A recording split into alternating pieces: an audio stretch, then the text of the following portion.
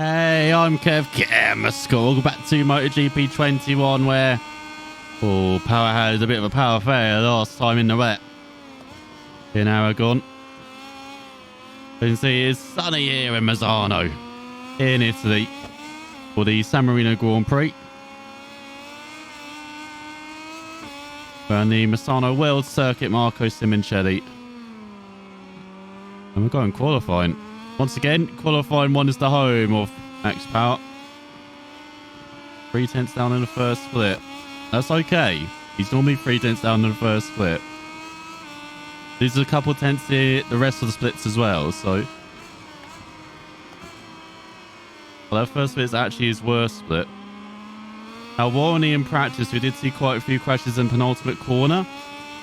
So, again, hoping that's not going to pass over into the race. No, 7 tenths down. The split 2 is not good. But now we come to the high speed stuff. With his scary triple right-hander coming up. Easy flat in the first part.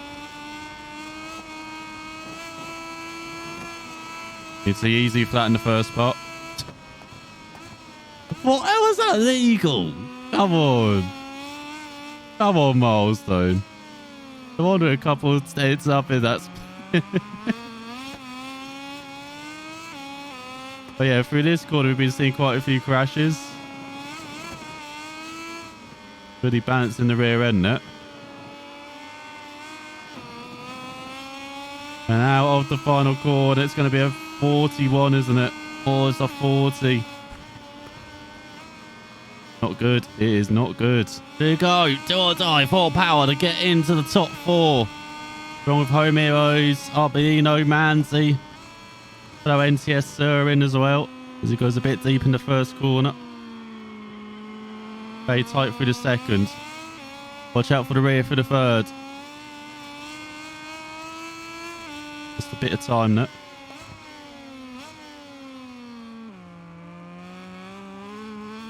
Generally, you do need to use first, it seems like, with the engine braking around it. Just a couple of dents down. Improvement in the first split. Bit of a worse run onto the back stretch, so as he head towards the hairpin, main overtaking spot on this circuit. These for an opponents, not for us. There's Luti down. They're important having a good home weekend at the moment, just ahead of us.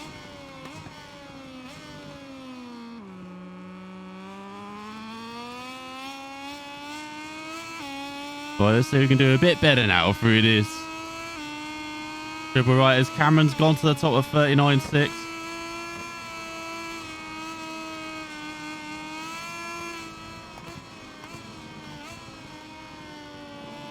There you go, that's much smoother.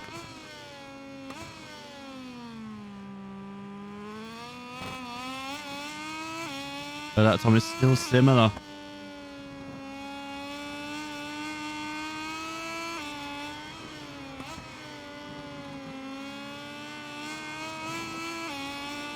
It's better final corner, but not going to go through. So Cameron, cheeky Cameron, look at that.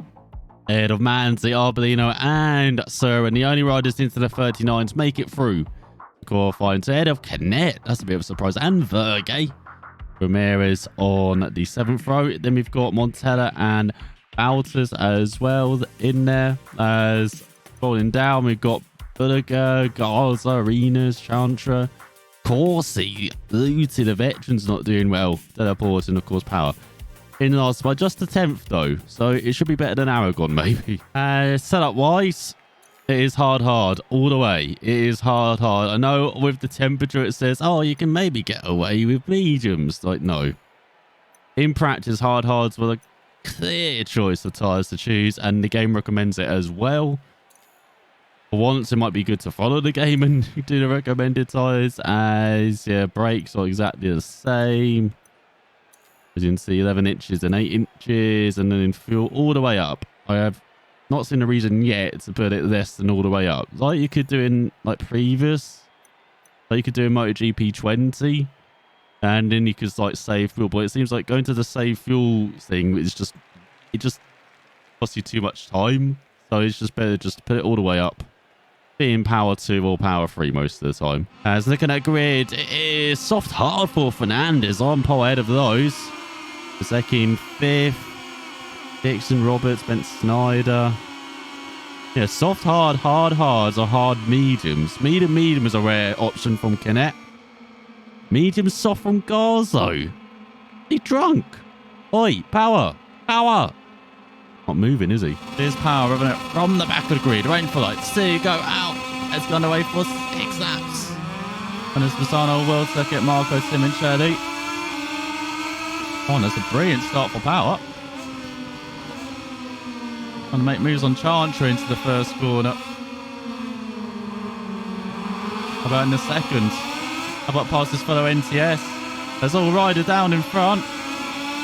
Oh, lots of riders are slowed down. Power into the top 20.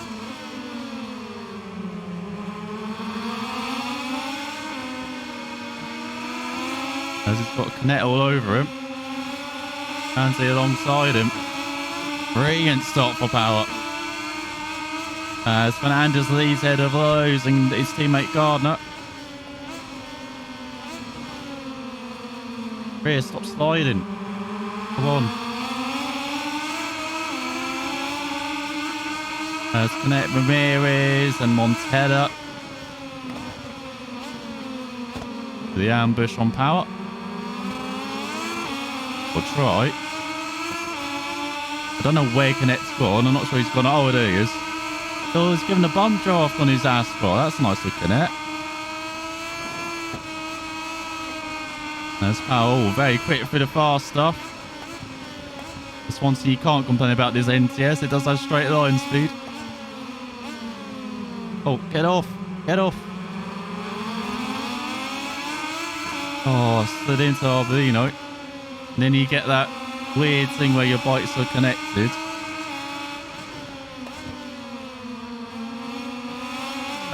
What are you doing, Montella? That was stupid. Broke the camera for a sec as well.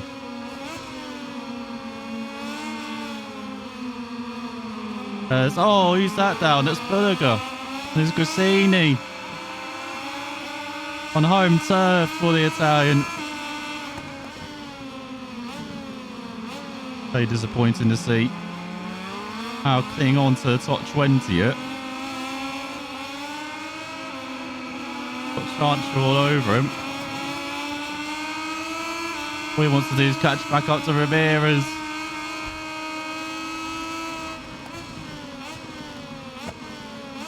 It all started with Montella's dive from out of nowhere.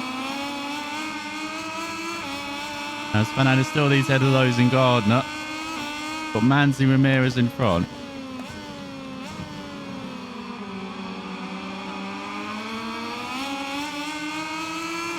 As we've got Chantra and Garzo behind. Manzi's Pons teammate. Very impressive in the inaugural Moto E season was Garzo before going back into Moto 2. He's had some mixed fortune since then.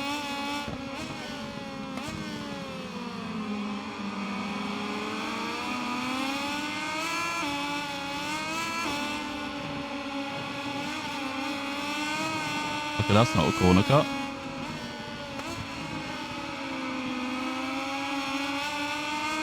There's Fernandez with 39.7 and it's like power with a mid 40, 40.8. The second off the pace on his NTS. Oh, but the tyres should be getting better as who's that with a bit optimistic dive? That's Chantra.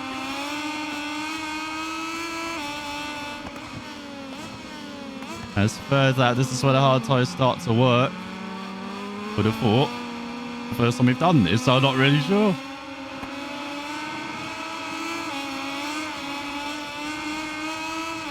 As the gap still around the second in front to Ramirez. Chantra right in the toe though.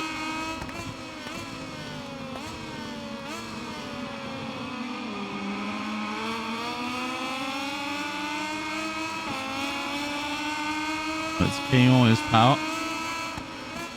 Matching his previous lap times. Let's get off as Chantra. couldn't move. If we moved, he were down because Chance was trying to push power through that corner. Thought that's got to be a corner cut. No. And that line is legal. Okay, that's good to know. The power discovering showing the best lines in the race.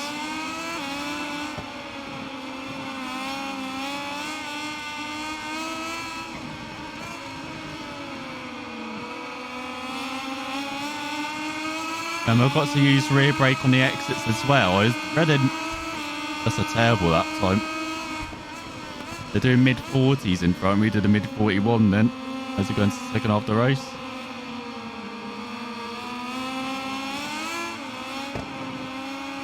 Will be better in the second half of the lap especially, even though as you can see rear tyres all over the place.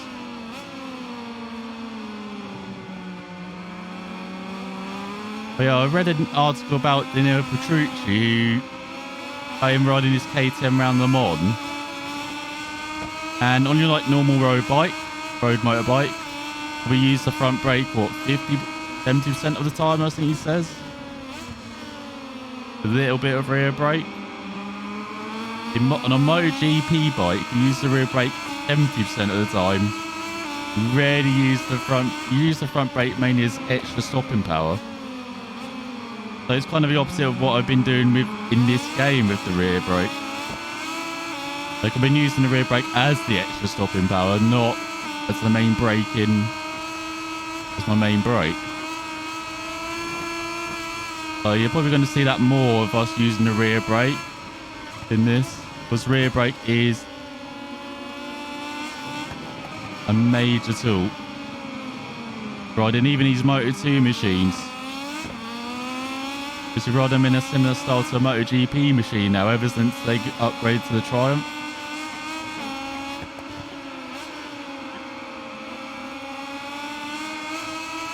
Well, you're seeing guys maybe adapt to MotoGP a bit easier for Moto2 now. Like you saw, like you've seen with Mir. His first uninjured season, he was world champ. Like you've seen with Martin and Bastianini this season. But we might see Remy Gardner next season as he steps up to Tech 3. I would not be surprised to see Raul Fernandez join him as well. This is Spanish youngster. And yes, KTM want Fernandez to be pinched from them like they saw with Jorge Martin when Ducati pinched him this year.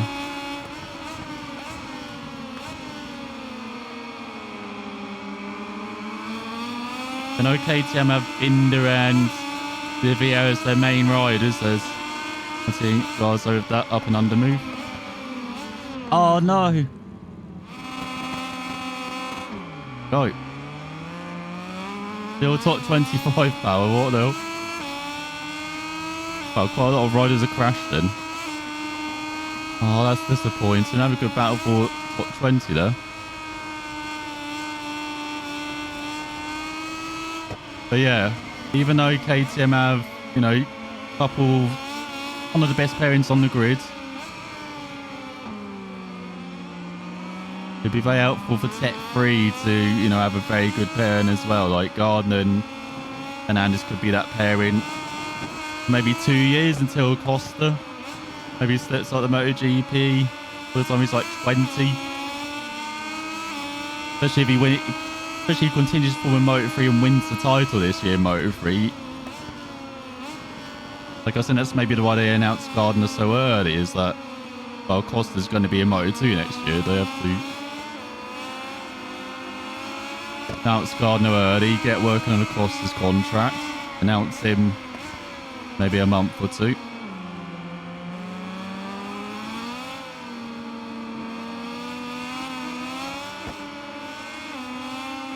And then the conveyor belt can keep working for trades, and they can line up who wants to be in Moto3. Maybe the Red Bull Rookies Cup champion. Maybe someone from European Moto3 or the Junior Moto3 championship.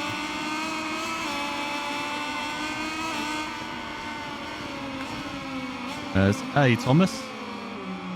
Yeah, that's what we meant to do previous to that.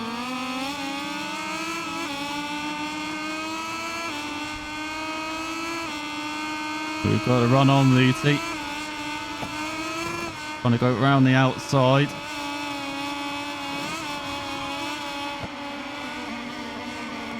Luty barely get down there. It's in the... Going to be running into our rear. Has got it. Wow, that's the first track limits warning. They do exist around here. Get back here, Lucy.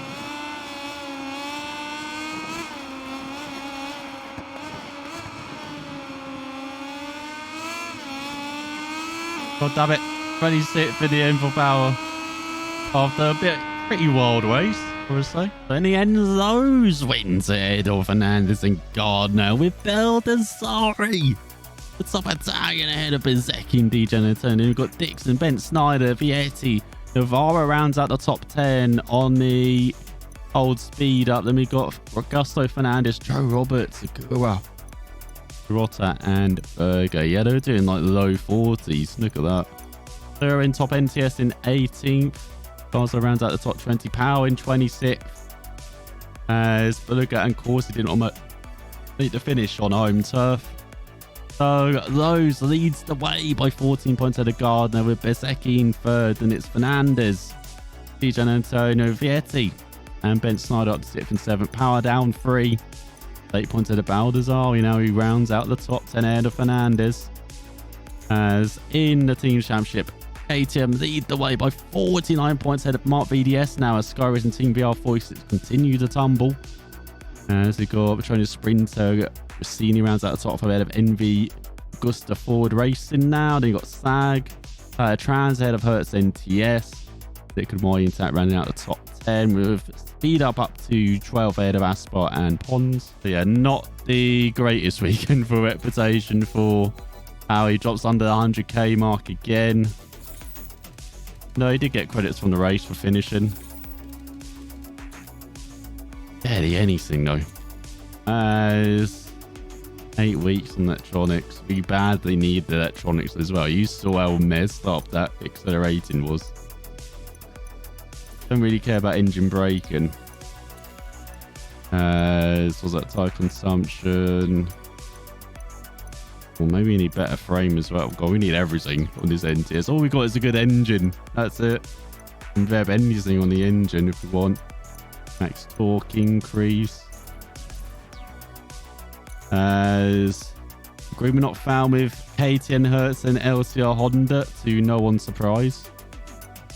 As next up the Moto Grand Prix of Japan and the Tringa Motegi circuit as we begin a flyaway race adventure as they head to Thailand, Phillip Island, Sepang, and finally Valencia, which has development of the electronics after the Valencia. What? Oh my god. What? There's barely any time to develop any. There's no point developing electronics then. Shall we just go for, I don't know, engine? Or frame? What's this EBS? Does EBS take a long time to... Oh no, we don't have any thingies. Or engine. Fuel consumption reduction. Max torque increase.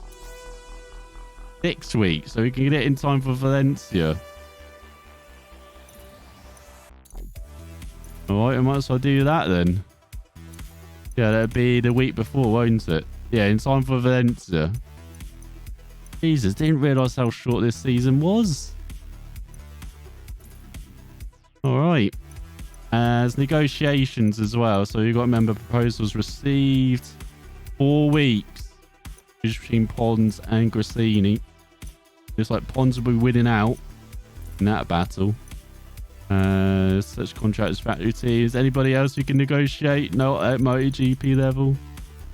Moto2 level. Everyone apart from the big three. I'll say big three, but well, Pons is apparently not interested, but has offered us a contract. How the fuck does that work? Yeah, we just hate offering you a contract. We don't actually want you to sign, you know? We're just doing this to sweeten the deal for one of our other riders that you actually want to sign. As there is Aspar actually could start negotiations with as well. There's medium chance for those, but yeah, we could have had Aspar. Oh yeah, what about new teams? So yeah, we kind of unfortunately don't have anybody at MotoGP level. Moto2, I for MV Augustas, I for Osakaro, is that how you say it? That's why I don't say it, because it sounds terrible, doesn't it? GoPro Calyx, hello. Oki Calyx as well. DHL Racing, which if it's like DHL in real life, I'm not sure I want to be interested in DHL Racing. Oh, it's high for all of the custom teams, actually. Might as well just search out a custom team, could we? Look at NTS Parts Europe. That was actually got pretty good performance. What the hell? How's that work out? High performance for, yeah, like Calyxes are all over the place. Oakley seems to be the best. Yeah, should we put Oakley in the negotiations? And we've already got the reputation we need. And then, yeah, we're having, what's it, Aspar as well, I guess. Be good to have. And look at those three, like, so much bigger the bike performance. Yeah, I don't think Power's getting into Rossi's Academy or KTM. We've already tried Mark VDS. I'm not sure we have.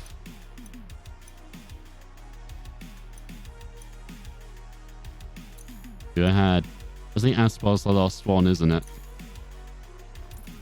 Right, so we've added those two then. But yeah, next time we'll be in Japan, hoping for a change of fortunes after a couple of down races for Power. But thanks for watching, and we'll see if we can get back on form then.